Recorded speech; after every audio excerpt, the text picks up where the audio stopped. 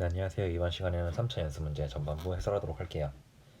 3차 연습 문제 전반부 내용은 역학적 에너지 보존인데, 역학적 에너지 보존은 이제 에너지가 왔다 갔다 하는 거, 그러니까 어떤 에너지가 어떤 에너지로 바뀌는지, 또 그 어떤 에너지가 다른 에너지로 변하는지 그 흐름의 방향을 보는 것이 되게 중요해요.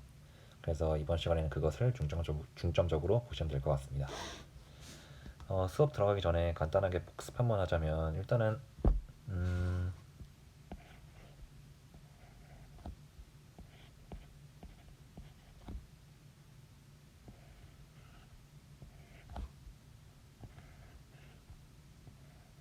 이렇게 같은 높이 h에서 물체가 구른다고 생각을 할게요. 그러면은 얘도 여기서 속도를 가질 거고, 얘도 여기서 속도를 가지고, 얘도 여기서 속도를 가지겠죠. 그러면은 이 물체의 속도는 어떻게 될까요? 그래서 경사각이 어떻게 되든 간에 높이 h가 같으니까 감소한 위치 에너지 양이 그 개의 운동 에너지 증가량으로 가겠죠. 그러니까 이게 위치 에너지, 지금 얘가 질량이 m이라고 할 때 mgh만큼 위치 에너지를 가지고 있어요. 근데 얘가 다 내려오면은 mgh가 v만큼 위치 에너지 감소량이 운동 에너지 증가량으로 변환이 된다라는 거죠. 그럼 마찬가지로 얘가 이렇게 v로 올라갈 때 2분의 1 mv 제곱이 끝까지 올라간다고 할 때 얘가 h라고 하면은 끝까지 올라가서 여기서 속력이 0이 됐어요. 그러면은 운동 에너지 감소량이 위치 에너지 증가량으로 간다 해가지고 이런 식으로 역학적 에너지가 보존이 된다는 거. 대신 이 보존이 되는 조건은 보존력만이 작용할 때 역학적 에너지가 보존이 돼요. 여러분 다 배웠겠지만, 그래서 비보존력이 작용하면은 역학적 에너지가 보존되지 않죠. 그래서 여러분이 지금 범위에서 배우는 비보존력은 마찰력 정도로 생각하시면 될 것 같습니다.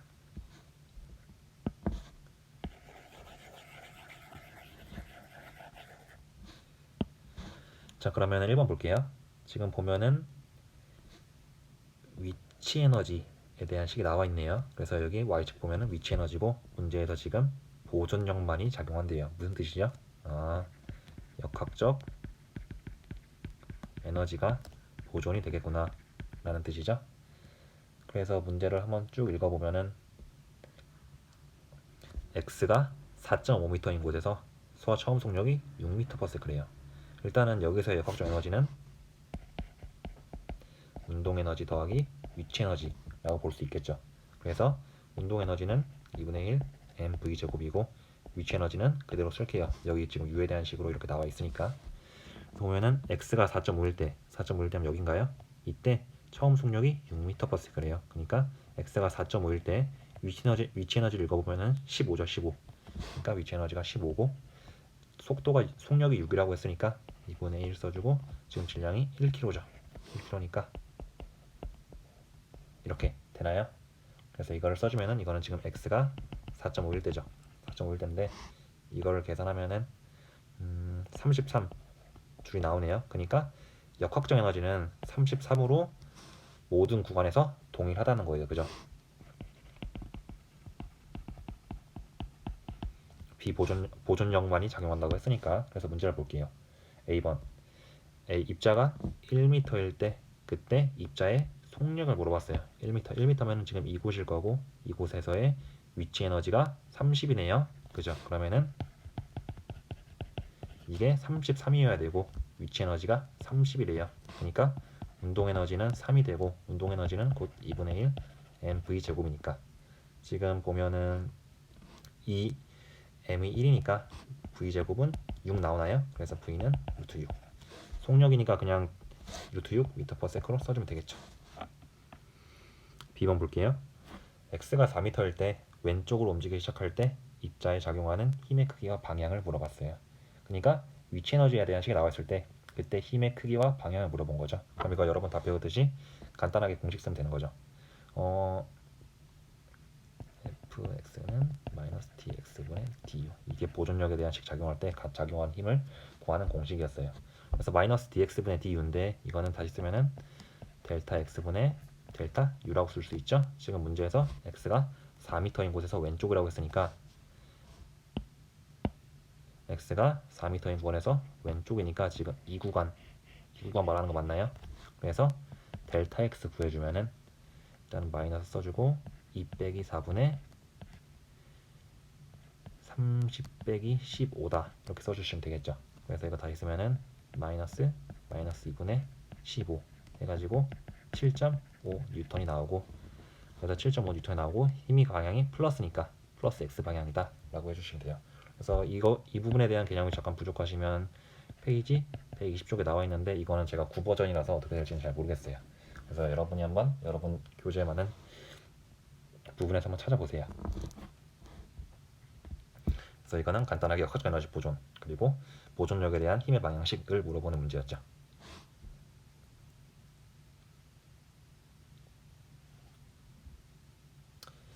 자, 2번 문제 볼게요. 2번 용수철 상수가 100N이고 원래 길이가 1m인 용수철이 천장에 매달려 있고 그 용수철 끝에 질량이 1kg인 게 매달리고 있대요. 근데 그게 손으로 받치고 있나 봐요. 그러면은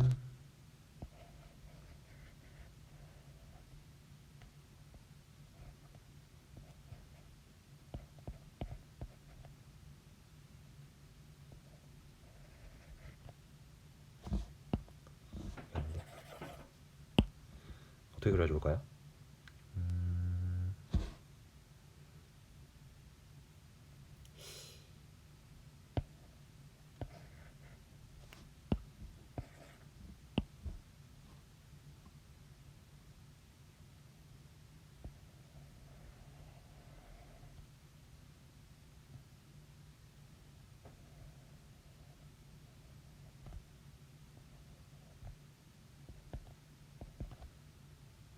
여기 손가락이에요. 그래서 손바닥을 제가 중학교 때 그림을 진짜 못 그려가지고 수행평가 때 올 D를 받았었는데 안 좋은 기억이 갑자기 생각나네요. 자, 이런 그림이 있다고 합시다. 그러면은 원래 길이가 1m고 지금 K가 100이라고 나와 있네요. 그래서 2번 볼게요. 물체를 손으로 받죠. 지금 이 상태죠. 이 상태에서 서서히 늘어나는 동안 물체가 계속 정지해 있대요. 그래서 지금 원래 1m짜리에 용수철의 길이가 원래 1m인데 1kg짜리를 지금 달아놓은 거예요. 그래서 만약에 손바닥이 없다면은 용수철이 늘어나겠죠. 그죠?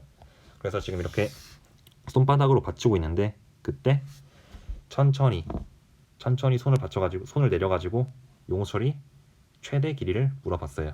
그러니까 지금 손을 천천히 내리면은 이 무게 이것도 천천히 내려오겠죠. 그러다가 어느 순간 이 물체는 멈추겠죠. 언제 멈출까요? 그쵸? 지금 1kg짜리에 멈춘다는 것은 더 이상 손바닥이 받쳐주지 않는다는 뜻이고 손바닥에 힘이 관여를 안 하니까 간단하게 힘을 그려보면은 지금 이쪽으로 mg만큼 작용을 하고 중력은 당연히 10이겠죠? 이쪽으로 kx만큼 작용을 하겠죠. 용수철의 방향. 그래서 용수철이 위로 당겨주는 힘이랑 중력이랑 같아지는 구간에서 멈추는 거고 그때 용수철이 최대로 늘어나겠죠. 그래서 x는 k분의 10이다 라고 써주시면 되고 k가 지금 100이었으니까 10분의 1m 라고 쓰시면 됩니다. 그래서 이렇게 쓰면은 여러분이 다 풀어놓고 틀린 거죠. 지금 문제에서 물어본 거는 최대 길이라고 물어봤으니까 기존 1m에서 0.1m만큼 늘어난 1.1m라고 써주셔야겠죠. 그래서 뭐예요? 원래라면은 길이가 1m인 용수철이 물체를 매달아 가지고 평형 길이가 1.1m가 된 거다라고 보실 수 있겠죠. 이 1.1m에서 계속 멈춰 있겠죠. 그죠? B번 볼게요. 원래 다시 이 상태로 돌아갔어요. 다시 이 상태로 돌아가는데 손을 갑자기 치운대요. 그러니까 A번은 서서히 손을 치우는 거고 B번은 갑자기 치우는 거예요. 이해되나요? 그래서 A번은 그냥 서서히 놓으면은 그냥 이 경우가 돼서 멈출 텐데 B번은 갑자기 치우는 거니까 얘가 줄어더 있던 길이만큼 계속 그거의 에너지를 가지고 진동을 할 거예요. 그죠? 그때 최소 길이 및 최대 길이를 물어봤는데 이거 되게 쉽네요. 그죠? 여러분 이거 간단하게 생각하면 편해요. 만약에 이런 용수철에 물체가 매달려 있어요. 가지고 내가 이게 지금 평형점이라고 할 때 내가 이거를 0.1m만큼 압축했어요. 그리고 갑자기 나버려요. 그럼 어떻게 되죠? 이 평형점을 기준으로 0.1m만큼 내가 압축했으니까 용솔의 특성상 이쪽 좌우로 계속 0.1m의 진폭을 가지고 움직이겠죠. 내가 평형점 기준으로 0.1m만큼 움직였으니까. 이것도 똑같아요. 지금 보면은 우리가 A번에서 이게 곧 평형점이죠. 평형점. 평형점의 위치가 1.1m라고 구한 거예요. 근데 지금 이 상황에서는 평형점을 기준으로 얼마만큼 압축되어 있는 거죠? 0.1m만큼 압축되어 있는 거죠. 그러니까 평형점인 1m, 1.1m에서 지금 1m만큼 압축되어 있었으니까 지금 평형점으로부터 0.1m만큼 압축되어 있었으니까 이 평형점을 기준으로 지금 위아래로 0.1m씩 진동하겠죠. 그죠? 그래서 문제에서 물어본 용철의 최소 및 최대 길이는 평형점을 기준으로 이때가 최대 길이일 거고 이쪽이 최소 길이일 거예요. 이해되나요? 그래서 이걸 간단하게 식을 써서 정리해 주자면 역학적 에너지가 보존이 되는 거죠. 그래서 위치 에너지 변화량이 용철의 탄성 에너지 변화량으로 간다 라고 하시면 되고 mg는 지금 10이고 그 다음에 k는 지금 문제에서 100이라고 나와 있기 때문에 이렇게 되는 거고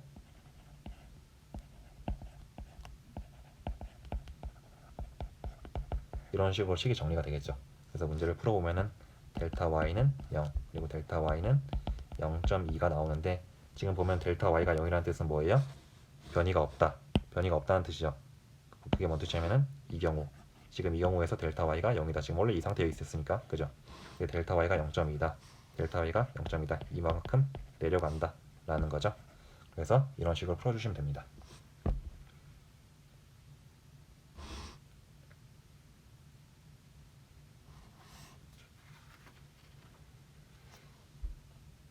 한번 볼게요. 지금 문제를 한번 읽어보면은 그림에서 질량이 4kg인 물체가 여기 지금 평형 상태에 있는 용철에 지금 이거는 K가 1000이라고 나와 있네요. 떨어진대요. 그때 용철이 이거를 20cm만큼 압축시킨대요. 근데 우리가 일반적으로 우리는 미터하고 세크 단위를 쓰기 때문에 그거에 맞춰주는 게 좋아요. 그래서 20cm를 이거를 0.2m라고 쓸게요. 그래서 생각을 해보면은 지금 이 순간부터 생각을 해봅시다. 이 순간부터 생각을 해보면은 지금 여기서부터 떨어지고 있으니까 이때 속력을 가지고 있겠죠. V로. 그죠? 그래서 보면은 A번부터 볼게요. A번. 이것도 페이지 119쪽, 제 기준으로 119쪽에 나와 있는 건데 여러분 기준은 잘 모르겠어요. 그래서 보면은 중력이 한 일을 물어봤어요. 중력이 한 일. 이것도 간단하게 공식 쓰면 되는 거죠. 중력이 한 일을 W는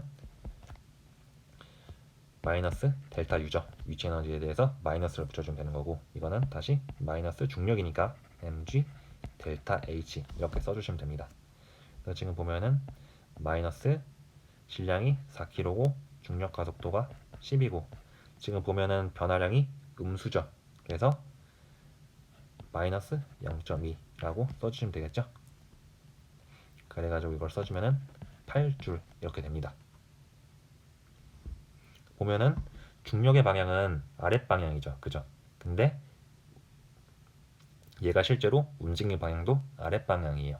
그래서 힘의 방향과 이동 방향이 같으니까 지금 8줄 나온 거 보이시죠? 그럼 탄성력이 아닌 B번 문제 풀어볼게요. 또 똑같이 이런 식으로 풀어주시면 되는 거고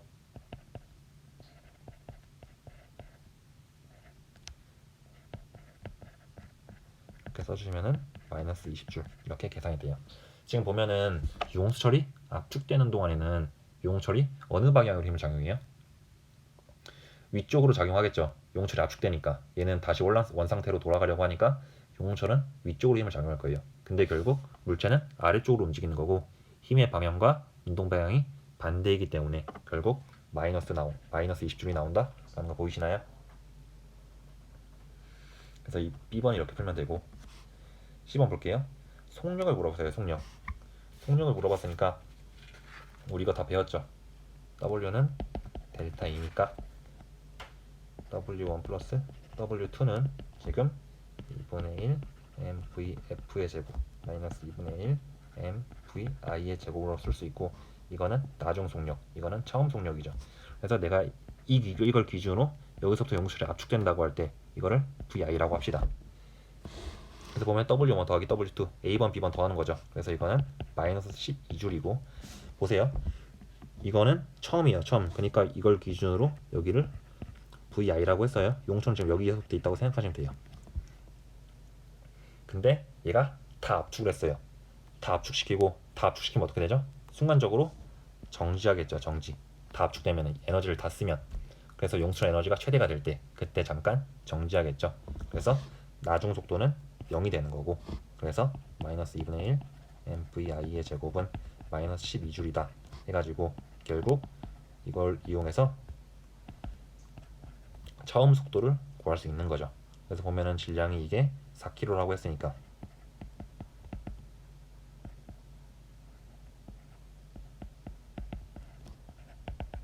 이렇게 나오는 거 보이시나요? 그래서 이런 식으로 간단하게 보존력에 대한 식 해가지고 간단하게 공식 하나하나 써서 풀어도 돼요.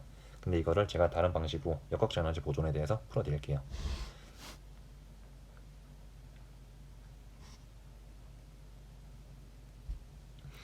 지금 보면은 이걸 기준으로 지금 여기서 마찰은 무시한다고 가정할 때 역학적 에너지는 항상 보존이 되겠죠. 그죠? 그러면은 이걸 기준으로 얘가 용설이 압축되기 직전에서는 지금 2분의 1 mv 제곱 플러스 mg h만큼 가지고 있겠죠. 그죠? 위치 에너지는 항상 기준이 중요한데, 기준을 내가 이거를 0.2라고 합시다. 다 압축될 때, 그러니까 0.2m만큼 압축될 때를 기준으로 할게요. 그러면 이걸만큼 가지고 있는데, 이게 지금 어떻게 되는 거죠? 위치 에너지하고 운동 에너지를 다 써서 얘가 용천의 탄성 에너지로 바뀌는 거죠. 그죠? 그렇게 해가지고 결국 2분의 1 mv 제곱은 2분의 1 k, 지금 결국 h만큼 움직였기 때문에 h 제곱 마이너스 mg h다 라고 쓸 수 있는 거 보이시나요? 그래서 보면은 얘는 2분의 1에 k가 지금 1000이죠. 1000이고, 그 다음에 x가 5분의 1이기 때문에 얘는 25분의 1 써주고, 그리고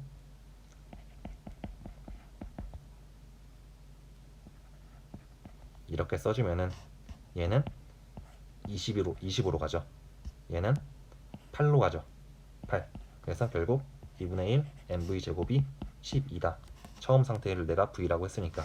그래서 결국 똑같은 식이다 라는 거 보이시나요? 이거랑 이거랑 이거랑.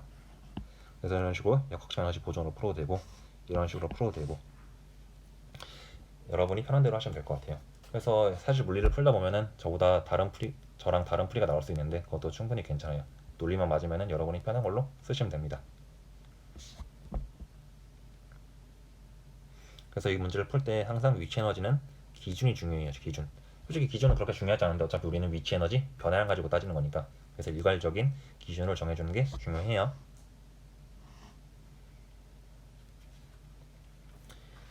자, 4번 볼게요. 지금 질량이 m인 물체가 정지 상태, 여기서 지금 정지 상태로 있는 거죠. 정지 상태로 있는데 그때 경사물을 따라서 내려온대요.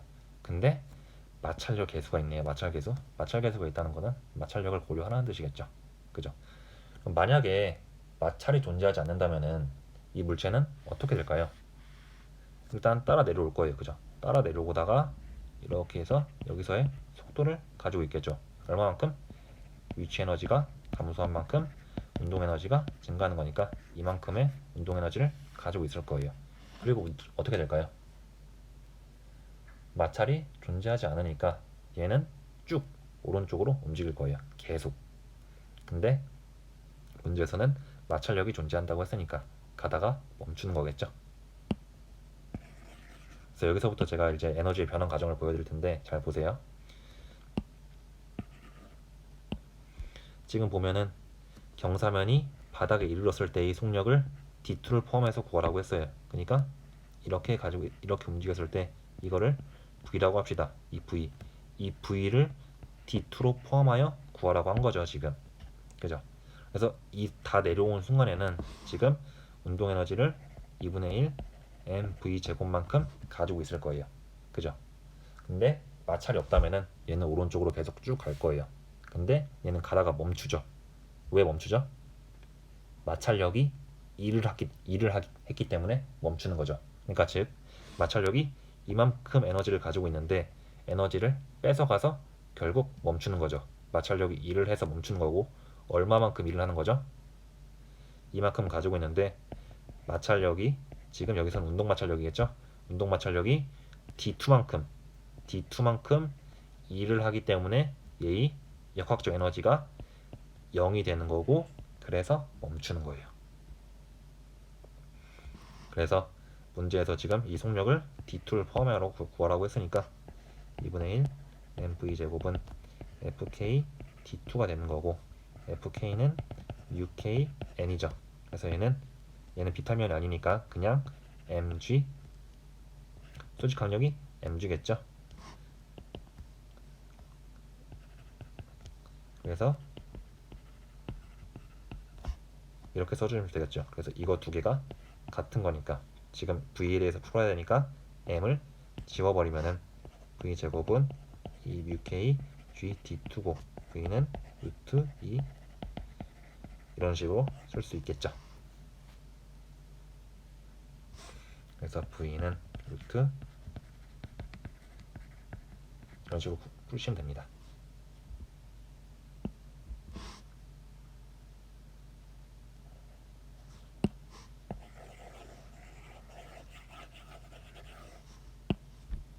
B번 볼게요. 물체가 처음에 h만큼 높이에 있었는데 그 h를 d2를 포함해서 구하라고 했어요. 그래서 여러분 만약에 마찰력이 없다면 mgh가 그대로 2분의 1 mv 제곱으로 갈 거예요. 그죠? 위치 에너지 감소량이 운동 에너지 증가량으로 가는데 마찰력이 뺏어가는 거죠.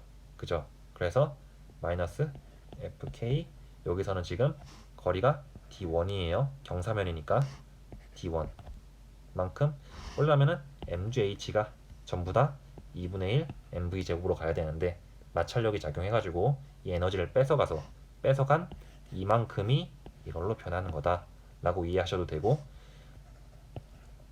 위치 에너지가 운동 에너지 증가량으로 가고 마찰력이 일을 한다 라고 보셔도 되고 결국 똑같은 식이죠. 똑같은 식인 거고 어떤 관점으로 보는 건 여러분이 선택을 하세요. 그래서 이 식을 풀어주면 되는 거고 문제에서 지금 h를 구하라고 했으니까 문제를 풀어줄게요. 그러면은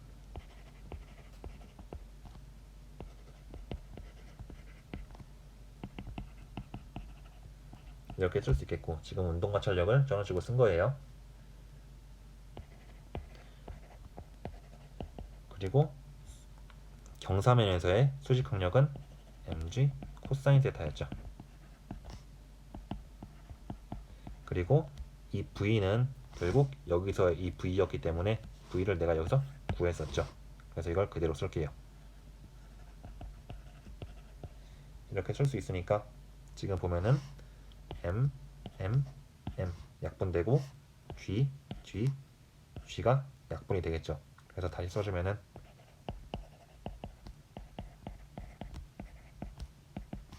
이거 2도 약분이 되겠네요. 그래서 우리가 문제에서 물어본 h에 대해서 정리를 하면은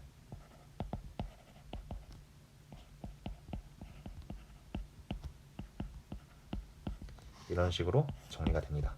그래서 이것도 역학적 에너지의 변환이 문제였습니다.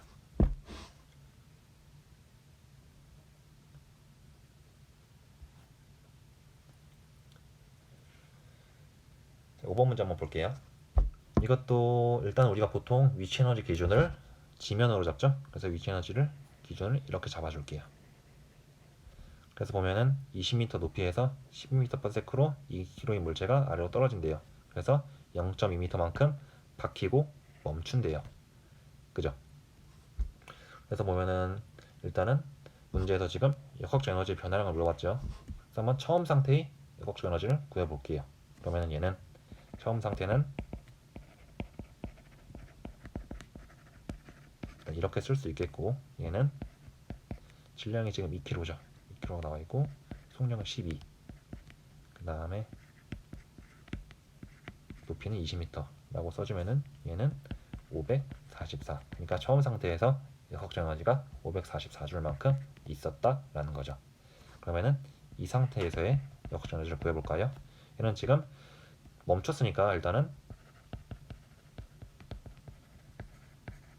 이건 없는 거고 속도가 없는 거고, 그 다음에 우리가 지표면을 기준으로 잡았으니까 얘는 이렇게 되는 건가요? 그래서 얘는 마이너스 4줄이라고 계산이 되나요?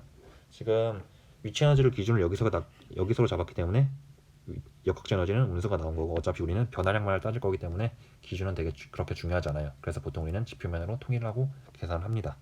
그래서 문제에서 물어본 에너지의 변화량은 나중 빼기 처음이니까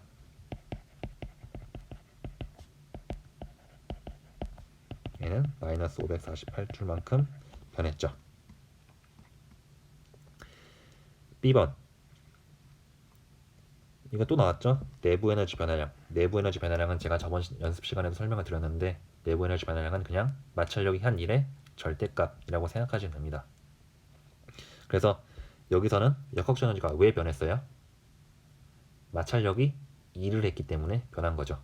그래서 마찰력이 548줄만큼 일했기 때문에, 즉 544만큼 가지고 있던 거를 548만큼 뺏어가지고 얘가 마이너스 4줄이 된 거죠. 그래서 마찰력 한 일의 절대값, 즉 548줄만큼 내부 에너지가 증가했다라고 보시면 되는 거죠. 그래서 C번, 모래가 물체에 가한 힘을 물어봤어요. 그러니까 우리가 B번에서 마찰력이 한 일이 548줄인 걸 구했어요. 그죠? 그래서 548줄이 결국 마찰력이 한 1이고, 지금 문제에서 이 D가 마찰력은 어느 순간부터 작용해요? D표면부터 작용하죠. 그래서 마찰력이 결국 0.2m만큼 움직인 거고, 그래서 마찰력의 크기는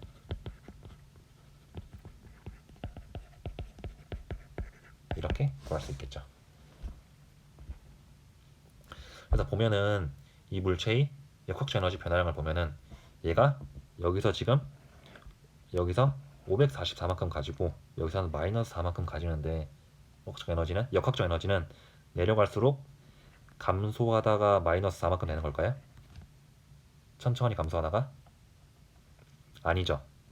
얘는 여기서부터 지표면까지는 쭉 544만큼 가지고 있을 거예요. 근데 여기서 지표면과 충돌하는 시간부터, 즉 마찰력이 작용하는 순간부터 확 줄어들어서 이때 마이너스 4줄만큼을 가지고 있는 겁니다.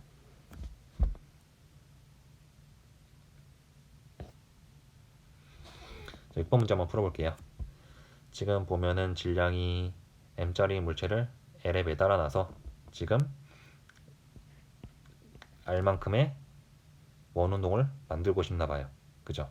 그래서 A번, 일단은 줄이 팽팽한 채로 못 주위를 돌아서 최고점에 이르렀을 때의 속력을 물어봤어요. 그러면은 이것도 우리가 마찬가지로 그냥 여기서를 위치 에너지를 기준으로 잡읍시다. 그러면은 처음 상태는 지금 이게 L인 거죠.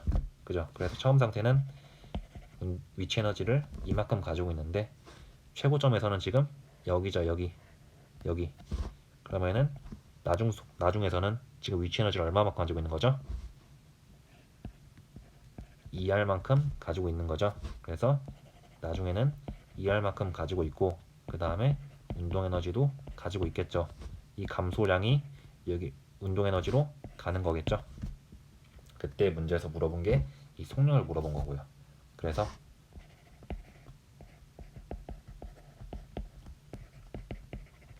이런 식으로 풀이가 되고 m이 약분이 되네요. 그래서 v를 넘겨줘서 구해보면은 얘는 이렇게 되는 거고, v는 루트 2주에 n-2r이 됩니다. 그래서 간단하게 역학적 에너지 보존으로 두 점을 잡아가지고 역학적 에너지 보존식을 쓴 겁니다. 네, B번 보세요. 줄이 팽팽한 채로 못조이를 돌기 위한 R의 최대값을 물어봤어요. 이게 무슨 뜻일까요? 그러니까 지금 보면은 얘가 내려오다가 이렇게 오는데 점점 올라가다가 이 줄의 힘이 빠질 거예요. 그죠? 그래서 줄의 힘이 그러니까 올라갈수록 더욱 힘들겠죠. 힘들 거예요. 그래서 R이 엄청 크면은 얘는 엄청 높이 올라가야 되니까 더 힘들 거예요. 그죠? 그래서 어느 순간 보면은 R이 엄청 커서 못 올라가는 순간이 있을 텐데 그 직전에서의 R을 구하라는 거예요. 이해되나요? 그러니까 올라갈수록 힘드니까 줄이 팽팽하지 않을 테니까. 그래서 줄이 팽팽할 때의 R의 최대값을 물어보는 거예요. 그러면은 결국 최고로 힘든 순간이 어디죠? 어느 순간을 넘겼다고 하면 우리가 원운동을 한다고 볼 수 있을까요? 그쵸? 결국 이 점을 넘긴다면은 결국 우리가 원운동을 볼 수 있는 거고, 결국 이 점이 제일 힘든 순간이다 라는 걸 알 수 있겠죠. 그래서 여러분, 제가 저번 시간에 설명해 드렸는데 구심력은 매게 하는 힘이 있어야 돼요. 그죠? 근데 중력은 물론 큰 단위, 만류인력의 단위로 보면 원운동을 시킬 수 있지만 여기서의 작은 단위에서의 중력은 원운동을 시킬 수 없어요. 지금 보면은 여러분 지우개 같은 거 떨어뜨려 보세요. 이 지우개가 원운동 하나요? 안 해요. 근데 지금 이 6번 문제에서는 이 공이 원운동을 한단 말이에요. 그죠? 그러면은 이 원운동을 매게 하는 힘은 뭘까요? 원운동을 만들어준 힘. 지금 여기에 중력 말고 또 무슨 힘이 작용하죠? 그쵸? 장력이 작용하죠.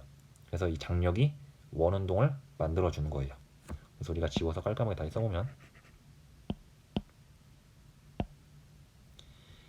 여기서에서의 힘을 분석하면은 일단 제일 기본적인 거 mg 있겠죠. 그 다음에 다시 써줄게요.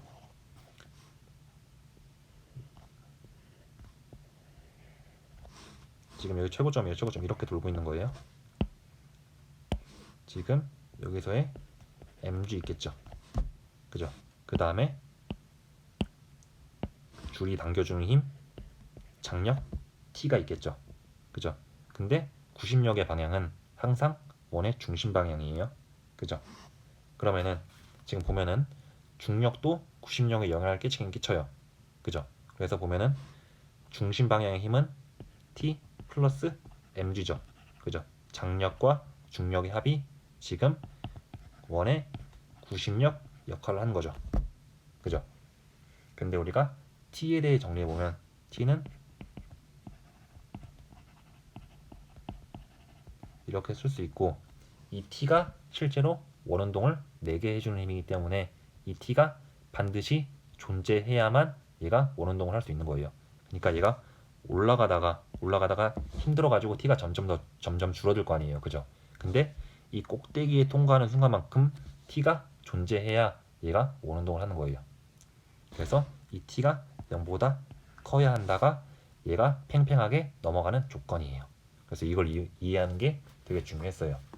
근데 제일 꼭대기에서는 t가 제일 꼭대기인 순간에서는 t가 0이 돼도 얘가 관성 때문에 넘어가요. 그래서 결국 t는 0보다 크거나 같다 라는 식이 나오는 겁니다. 그래서 문제를 풀어보면은 결국 R분의 mv 제곱이 mg보다 크거나 같아야 되기 때문에 지금 보면은 이렇게 약분되죠. 결국 v 제곱은 rg라는 걸 얻었고, 이 v는 어디서 구했냐? 이 v는 우리가 A번에서 구했던 거예요. 그래서 우리가 최고점에서의 속력을 구했던 거고, 그래서 이렇게 되겠죠. v제곱을 대입해주면. 그래서 보면은 중력 가속도 약분되고,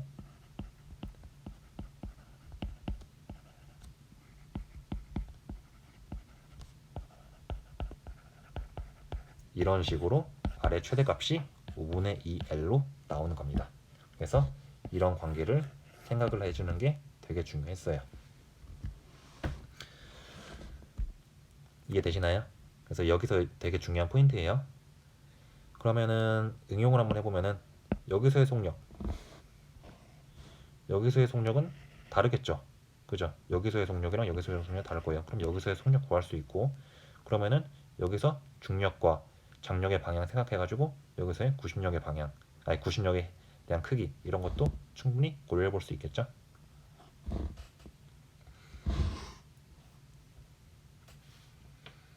7번 문제 볼게요. 보면은 사람이 여기 앉아가지고 떨어지네요. 그때 어느 순간 여기서 방구변에서 떨어진대요. 그러니까 지금 얘가 이렇게 움직이는데 지금 보면은 원형궤도죠. 원형궤도니까 원형궤도를 따라서 원운동을 하는데 어느 순간 세타가 어느 순간에 도달할 때 그때 떨어지게 된대요. 그때의 코사인 세타 값을 물어봤네요. 그죠? 그러면은 일단은 일반적으로 한번 생각을 해볼까요? 이런 식으로 방구면이 존재한다고 할 때 그림이 좀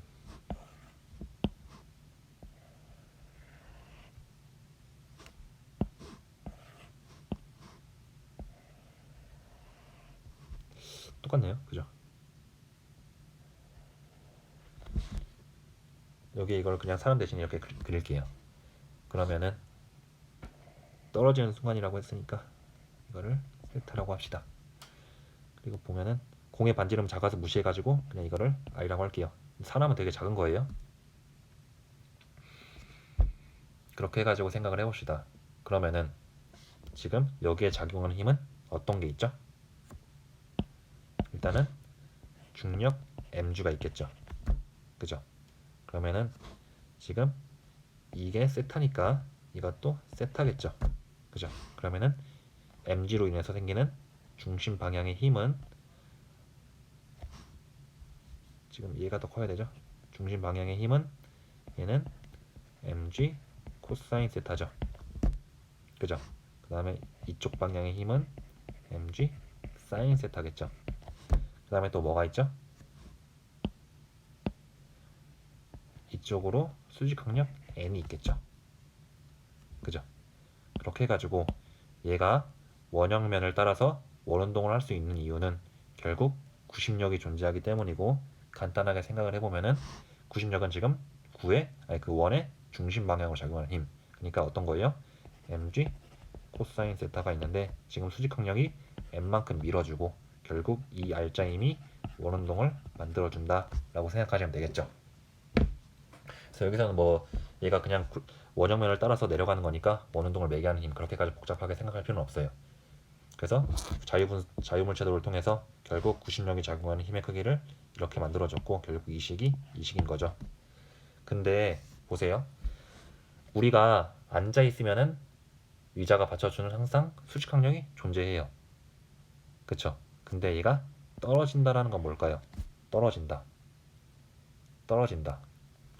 지금 이거를 n에 대해 정리해보면 n은 r분의 mv 제곱 마이너스 mg 코사인 세타인가요? 그죠? 근데 떨어진다라는 거는 우리가 더 이상 앉아있지 않다는 뜻이고 결국 공중에 뜬다는 거예요. 그죠? 공중에 뜬다 뭐예요? 내가 바닥을 누르지 않는다는 거죠. 바닥을 누르지 않으니까 그의 반작용인 수직항력이 존재하지 않는 거죠. 그래서 결국 이 떨어지는 순간은 수직항력이 0이 되는 순간이겠죠. 그죠? 그래서 우리가 풀어줘야 되는 식은 결국 r분의 mv 제곱은 mg 코사인 세타다 이 식인 거죠. 그죠? 그래서 코사인 세타의 인계값을 물어본 거고, 이해되나요? 그래서 문제에서 물어본 이 코사인 세타를 구하기 위해서는 우리가 결국 뭘 알아야 되는 거죠? 그죠? v를 알아야 되는 거죠. 이 v는 어떻게 구해요? 그죠? 역학적 에너지 보존으로 구하는 거겠죠? 지금 그림이 지저분하니까 다시 한번 그려볼게요. 결국 이 식을 생각하는 게 되게 중요하죠. 그래서 그림을 다시 한번 그려보면은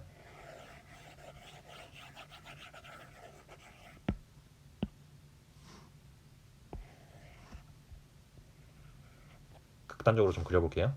보기 편하기 위해서. 처음에 지금 공의 반지름은 작아서 무시한다고 생각하시면 돼요.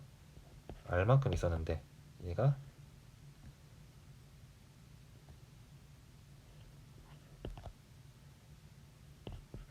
이렇게 된 거죠. 그럼 결국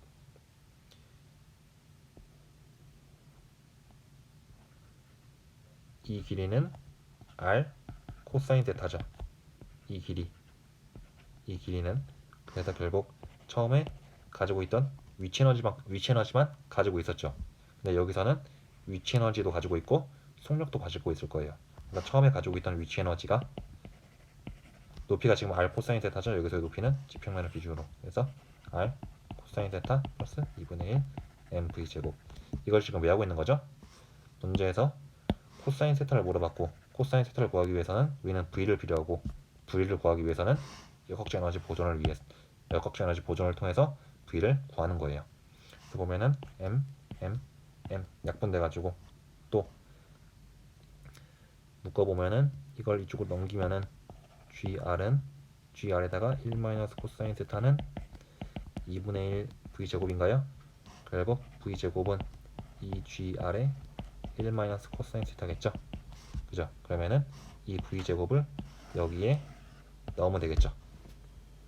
그래서 넣기 전에 한번 간단하게 정리를 해보면은 m 약분되고 r을 곱해주면은 v 제곱은 rg 코사인 세타죠. 그죠? 그래서 여기서 구한 v 제곱을 넣어볼게요. 그러면은 UGR의 1 코사인 세타는 RG 코사인 세타고 보면은 GR이 약분되겠죠. 그래가지고 2 코사인 세타는 코사인 세타. 그래서 3 코사인 세타는 2. 그래가지고 임계값인 코사인 세타는 3분의 2 이렇게 됩니다. 그래서 이것도 원운동 구심력에 대한 성분 분석, 그 다음에 역학적 에너지 보존, 이거 되게 중요했었어요.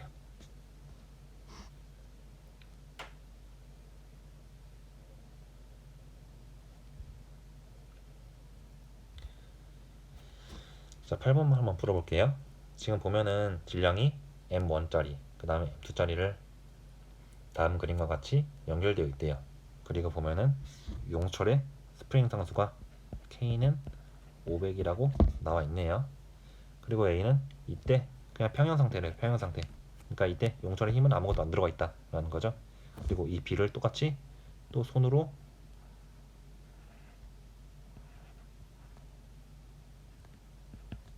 이렇게 받치고 있나, 손가락을 받치고 있네요. 그죠?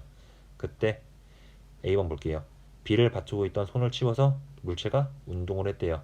그래서 X가 0.1m, 그러니까 용철이 0.1m만큼 움직였을 때 B의 속력을 물어봤죠. 그래서 손을 갑자기 치운대요. 그러면은 에너지 변환식이 어떻게 일어날까요? 지금 B가 이렇게 내려가죠. 얼마만큼 내려갈까요? X가 0.1m만큼 움직였다. 지금 같은 줄만큼 움직였기 때문에 용철이 0.1m 늘어난다는 것은 결국 A도 0.1m만큼 오른쪽으로 간다는 거고 B도 0.1m만큼 내려간다는 거죠. 그래서 에너지에 대한 식을 보면은 결국 B의 위치 에너지 감소량이 지금 얘는 내려가면서 움직이는 거니까 속도가 생겨요. 그죠? 결국 A에 대한 운동 에너지 증가량하고 그 다음에 B도 움직이니까 B에 대한 운동 에너지 증가량하고 그 다음에 또 여기서는 용솔이 있으니까 용솔이 처음 상태에서 가만히 있는데 0.1만큼 늘어나요. 그러니까 에너지가 저장되는 거죠. 그죠? 늘어나는 거니까 결국 여기서의 용철의 탄성 에너지로 간다 라고 볼 수 있는데 지금 문제에서 마찰 계수가 존재하니까 마찰력을 고려하라는 거고 그 뜻은 원래라면 이만큼 감소한 에너지가 이만큼으로 변환되어야 되는데 역학적 에너지 보존에 의해서 마찰력이 2를 해가지고 운동 마찰력이 2를 해가지고 감소한 양이 결국 이렇게 가는 거다라는 걸로 이해할 수 있겠죠. 보면은 운동 마찰력은 지금 B는 허공에 있으니까 운동 마찰력은 A에서 이쪽 방향으로 작용하는 거라고 알 수 있겠죠. 그래서 이 식을 간단하게 다시 써주면은 결국 얘가 H만큼 0.1m만큼 움직였으니까 변이에 대한 식은 다 H로 통일할 수 있겠죠. 다시 써주면은 M2G H 이거는 바로 쓸게요. 여기서는 지금 A에 대한 마찰력이 있기 때문에 M1G로 가죠. 그냥 수평면에 있으니까 그리고 이 D도 결국 움직인 거리이기 때문에 H로 통일할게요. 이게 지금 같이 연결되어 있으니까 이 부분은 같이 쓸게요. 같이 쓰면은 이렇게 쓸 수 있고, 용처리 움직인 양도 결국 H이기 때문에 이렇게 쓸 수 있겠죠. 그래서 이거를 계산해 주시면 돼요. 보면은 M2가 4kg고 M1이 1kg예요. 그래서 M2가 4kg.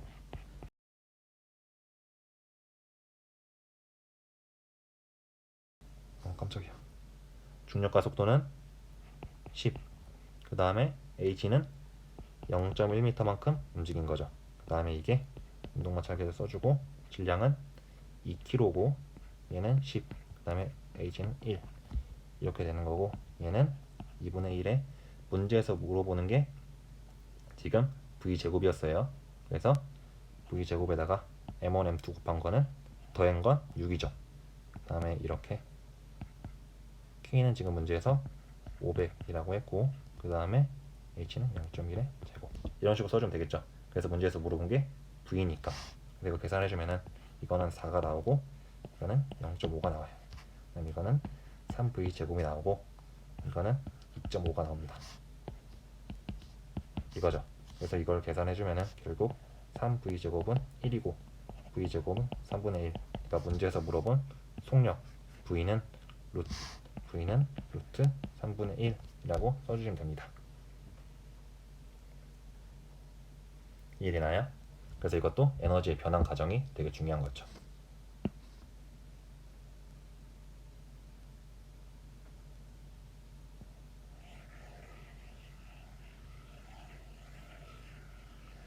B번 한번 읽어볼래요? B번, B가 순간적으로 멈춘대요. 그죠? 그때 움직인 거리 Y를 물어봤으니까 그냥 움직인 거리 그냥 H라고 그대로 쓸게요. 움직인 거리 H라고 쓰나 Y로 쓰나 똑같죠? 그죠? 그러면은 B가 순간적으로 멈춘다. 이거 무슨 뜻이죠? 순간적으로 멈춘다. 속도가 0이다 라는 뜻이죠. 그래서 보면은 시계 메커니즘 자체는 변하지 않을 거예요. 그죠? 시계 메커니즘, 그러니까 이거에 대한 메커니즘 자체는 변하지 않는데, 지금 B가 순간적으로 멈춘다는 거니까 속력이 있다 없다? 없다라는 거고, 결국 이 항이 날아가게 되는 거죠. 그래서 이 식에 대해서 다시 한번 써주면은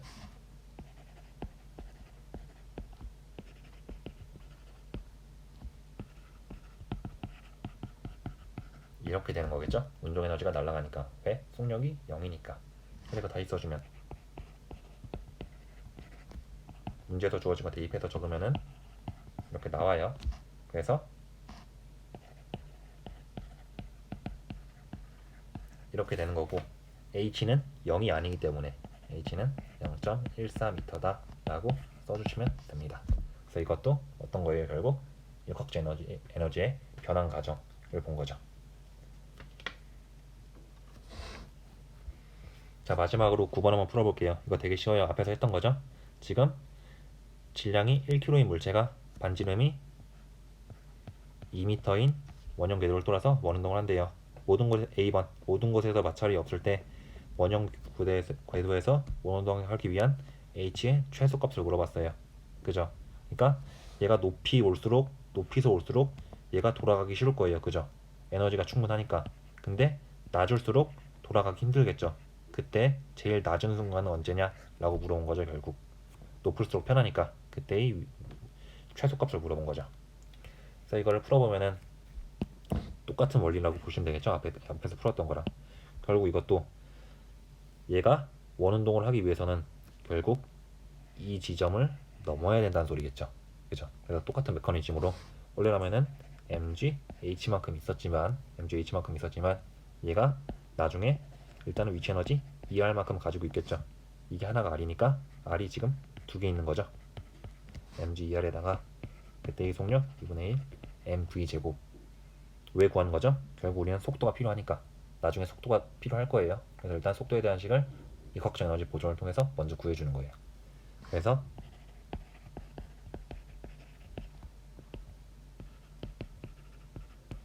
이렇게 나오고, 결국 이걸 통해서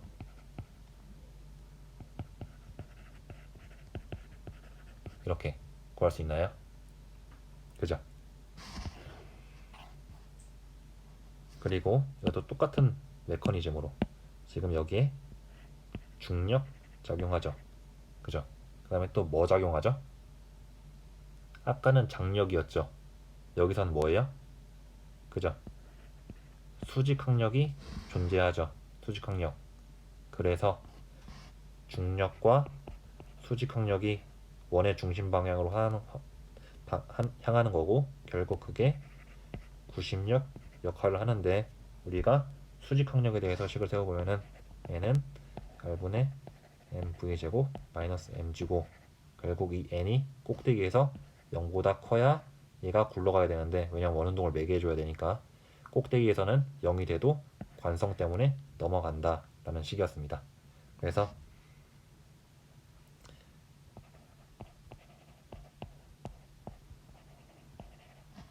m 약분돼 가지고 v 제곱이 rg일 때 얘가 넘어간다 라는 뜻이고, 이 v 제곱을 여기서 구했었죠. 그래서 그대로 써줄게요. 이 g에 h-2r이 rg다 라는 거죠. 그죠? 그래서 g 약분되고 2h-r이 r이고,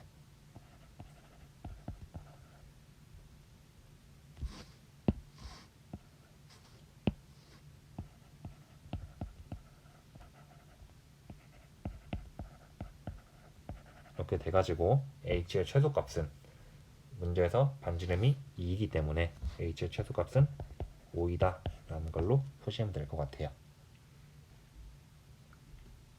이해되나요? 그래서 결국 꼭대기에서는 이 메커니즘이 작용해서 이거일 때만 올라갈 수 있다는 거죠. 즉 v제곱이 rg일 때 꼭대기를 넘길 수 있다는 거죠. 여기까지가 A번이었어요. 근데 보면은 이거는 우리가 마찰력을 고려 안 한 경우예요. 그죠? 근데 B번에서 평균적으로 5N인 운동 마찰력이 가해질 때, 그때 원형 구도에서 H가 최소값을 구하여라 라는 거죠. 파이는 3이라고 했고, 그러니까 지금 원운동 궤도에서 마찰력이 작용을 한대요. 그죠? 그러면은 마찬가지로 여기를 넘어가야 원운동 할 수 있을 거예요. 근데 운동 마찰력이 원형 궤도에서 작용을 하니까 지금 이 구간에서 작용을 한다고 생각하시면 되겠죠. 그죠?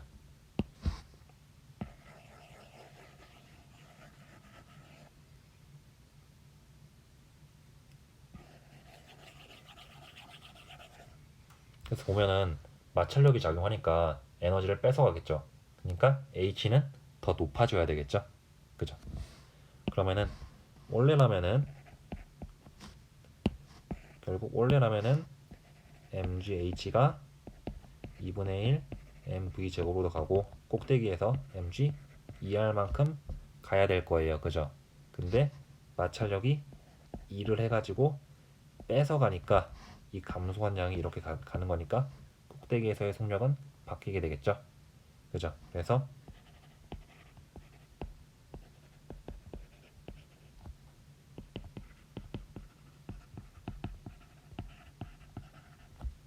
이렇게 되는데, 지금 보면은 여기서 수직항력은 이 순간순간 수직항력이란 말이에요. 그죠? 근데 이 순간순간 수직항력은 바뀌어요. 그죠? 바뀌어가지고 얘를 문제에서 지금 편하게 평균으로 생각해라 라고 해가지고 이거 자체를 5라고 준 거예요. 그래서 이 식을 다시 한번 써보면은 결국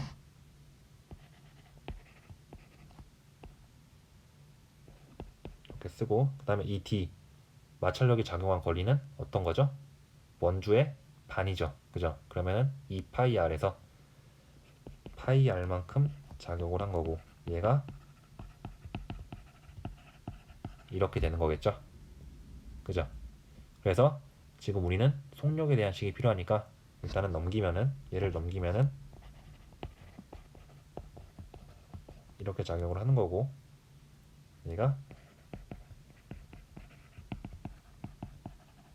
이런 식으로 됩니다. 그래서 V제곱에 대해 풀어보면은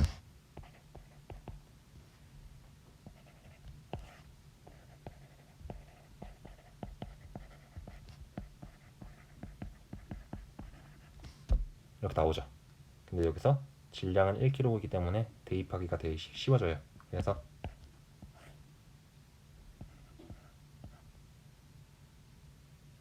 지금 R은 2죠. 바로 대입하면서 쓸게요. 그 다음에 2. 그 다음에 지금 얘가 5죠. 5고 얘가 3이고 얘가 2라고 했어요. 그죠? 그럼 이게 다 곱해진 값이니까 이거를 보면은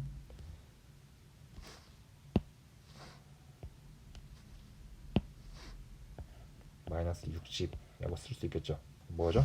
v제곱이 이거라는 거죠. 근데 아까도 썼다시피 꼭대기에서는 결국 이게 성립을 해야 원운동을 하는 거기 때문에 결국 v제곱이 이거였으니까 지금